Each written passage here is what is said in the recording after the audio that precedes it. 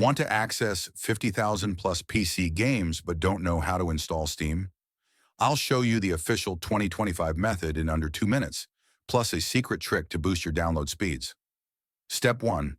Get the official installer. Open Google Chrome search. Download Steam. Click the first result, store.steampowered.com.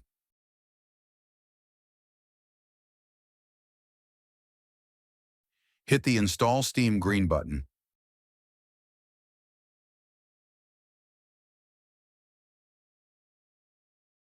Step 2. Run the Steam setup.exe file. Choose language. Click Next. Select Install Location. Keep default for best performance. Check Create Desktop Shortcut. Click Finish. Ready to explore the Steam Summer Sale? Drop a like. For more PC gaming guides, subscribe. Your next favorite game is waiting.